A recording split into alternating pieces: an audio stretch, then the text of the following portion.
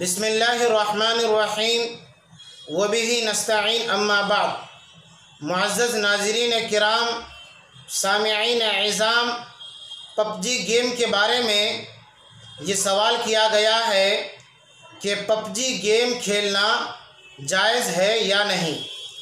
और अभी हाल में पिछले जुमे में मैंने पबजी गेम के बारे में मुख्तसर सी तकरीर की थी, जिसमें पबजी गेम के ताल्लुक़ से क्या क्या नुकसानात हैं और शरीयत की रूह से कहाँ तक इस गेम के खेलने की इजाज़त मिलती है। मैंने ये सारी बातें जुमा के बयान में अर्ज़ की थी। मेरे बयान के बाद बहुत सारे लोगों ने बहुत सारे सवालात किए हैं इस पबजी गेम के ताल्लुक़ से। तो सबसे पहले मैं आपको ये क्लियर कर देता हूँ कि मज़हब इस्लाम में उस गेम या उस खेल के खेलने को इजाज़त और मुस्तहसन करार दिया है कि जिस खेल के खेलने से जिस्मानी ताकत व क़ुव्वत मिलती है।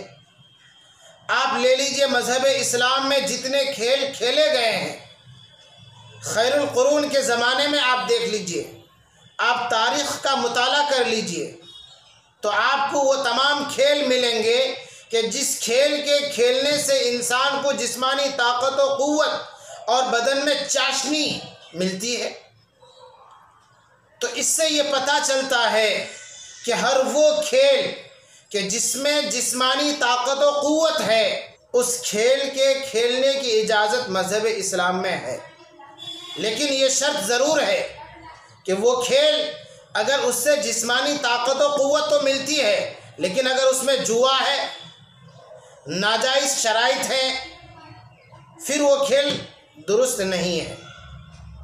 एक बात और अच्छी तरह समझ लें कि मज़हब इस्लाम में जिस खेल को खेलने की इजाज़त दी गई है, वो खेल भी उसी हद तक खेलने की इजाज़त है कि उस खेल के खेलने की वजह से या उस खेल में इतना ज़्यादा इन्हिमाक और उस खेल में इतना ज़्यादा मसरूफ़ ना हो जाए कि जिससे फ़राइज़ में कमी आ जाए और फ़राइज़ छूटने लगे, तो फिर वो खेल जो कि मज़हब इस्लाम में खेलने की इजाज़त है, वो भी मना है।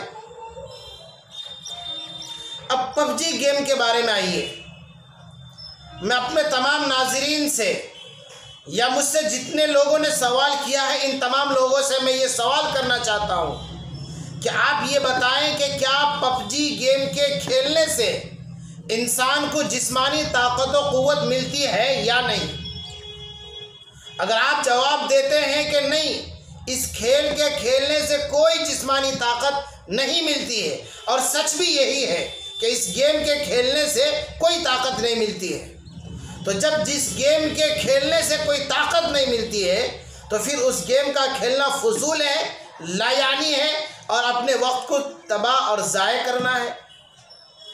हमने बचपन में अरबी एक मक़ला पढ़ा था, अल वक्तु अस्मनु मिन अज़्ज़हब, कि वक्त सोने से भी ज़्यादा कीमती होता है।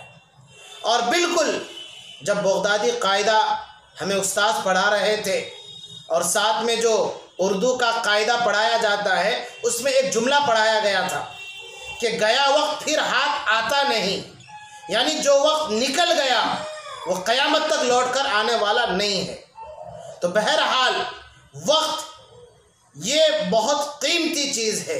जिसने वक्त को अपने इस्तेमाल में लाया और जिसने वक्त को अपने काम में इस्तेमाल किया, वो वक्त उसके लिए कामयाब साबित हुआ।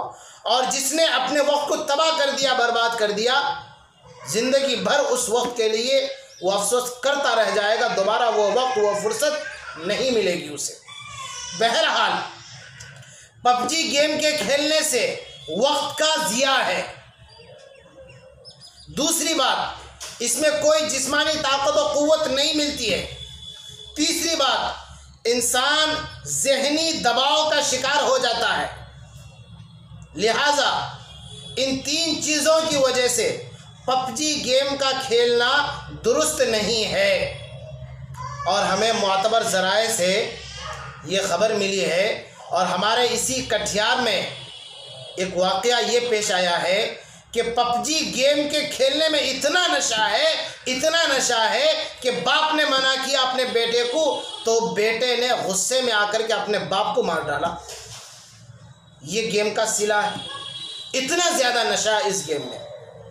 बहरहाल इस गेम में इतना ज़्यादा इंसान मुनहमिक हो जाता है और इस गेम में इतना इन्हिमाक के साथ खेलता है कि इंसान अपनी ताकत, अपना वक्त, अपनी फुर्सत वो गंवा बैठता है।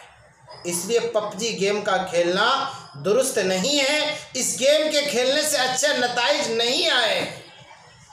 और मैं आप तमाम हजरात को एक और बात की तरफ इशारा करना चाहता हूँ। तहकीक से ये पता चला है कि जो पबजी गेम का नया वर्ज़न आया है, शायद हमारे हिंदुस्तान में ये अभी ना आया हो, लेकिन जो इसका एक नया वर्ज़न आया है और हमने अपनी मालूमात के मुताबिक और अपनी पहुंच के मुताबिक हमने जो तहकीक की है, तो हमें पबजी गेम के बारे में एक हकीकत का इल्म हुआ है। वो ये कि इस पबजी गेम में एक ऐसा स्टॉप आता है कि उससे आगे अगर हमें गेम को जारी रखना है या ये कि हमारे प्लेयर को आगे तक ले जाना है, तो उसको शक्ति चाहिए। अब शक्ति हासिल करने के लिए एक मूर्ति बनी हुई रहती है और प्लेयर को वहाँ ले जाना पड़ता है। फिर वो मूर्ति के सामने यूं हाथ का इशारा करता है, उसकी पूजा की जाती है, फिर आगे गेम को बढ़ाया जाता है। तो एक एतबार से देखा जाए तो गैर महसूस तरीके से शिर्क की दावत दी जा रही है। अब हमारे वो छोटे मासूम बच्चे कि जिनका जहन कच्चा होता है और जो अपने बचपने में देख लेते हैं, सुन लेते हैं, पढ़ लेते हैं, लिख लेते हैं, वो कभी भूलते नहीं। तब अंदाज़ा लगाइए कि हमारा छोटा बच्चा 8 साल का, 7 साल का, 5 साल का, जब ये छोटा बच्चा पबजी गेम खेल रहा होता है और जब ये अपने प्लेयर को आगे बढ़ाया हुआ होता है, लेकिन आगे बढ़ने के लिए उसे शक्ति चाहिए और शक्ति हासिल करने के लिए एक मूर्ति के सामने पूजा करना है। तो जब ये बच्चा गेम में उस मूर्ति की पूजा करेगा, कल होकर के जब इसकी अपनी हकीकत वाली ज़िंदगी में कहीं ना कहीं, कभी ना कभी ये ख्याल ज़रूर आएगा, जब वो कहीं फंस जाएगा तो उसके जहन में मूर्ति का तस्वुर आएगा, पूजा करने का तस्वुर आएगा। तो गैर महसूस तरीके से तो इस गेम में तो शिर्क की दावत है। इस एतबार से इस गेम का खेलना हराम है। हमारे जुमा में तकरीर करने के बाद बहुत सारे लोगों ने ये कहा हमसे कि आपने जो कहा कि इस गेम में एक ऐसा स्टॉप आता है जहाँ पर मूर्ति की पूजा की जाती है, ये पिछले कई महीनों पहले इसको हटा दिया गया इस गेम से। हकीकत क्या है हमें तो नहीं मालूम। अगर हकीकत में ऐसा हुआ है कि इस गेम में ये स्टॉप था मूर्ति की पूजा करने वाला, अगर इसको हटा दिया गया है गेम से, ये अच्छी बात है, लेकिन फिर भी बहरहाल गेम है, इसमें वक्त का ज़िया है, तब भी इस गेम का खेलना दुरुस्त नहीं है। लेकिन फिर भी अगर जैसा कि तहकीक से मालूम हुआ है कि नए वर्ज़न में इस गेम में वो मूर्ति की पूजा की जाती है, तो ये अगर हकीकत में है तो फिर इस गेम का खेलना हराम है। मैं आपको वो वाला स्टेप दिखाना चाहता हूँ कि जिसमें मूर्ति की पूजा की जाती है।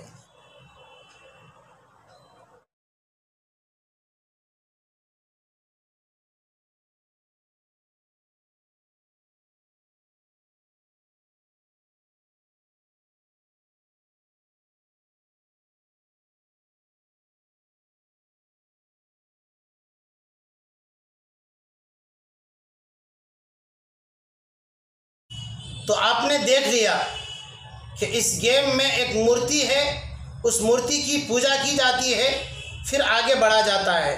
तो बहरहाल अक्लमंदों के लिए इशारा काफ़ी होता है और एक एक वक्त बड़ा कीमती होता है, इसलिए वक्त को ज़ाय होने बिल्कुल न दे, अपनी औलाद पर कड़ी नज़र रखें। और हमारे एक साथी ने तो यहाँ तक कहा कि मुफ्ती साहब बच्चों की दिलजोई के लिए ज़्यादा सख्ती करते हैं तो बच्चे बिगड़ जाते हैं, इस वजह से कुछ देर के लिए ये गेम खेलने के लिए हम लोग उनके हवाले मोबाइल कर देते हैं और 10-15 मिनट आधा घंटा ये गेम खेल लेते हैं।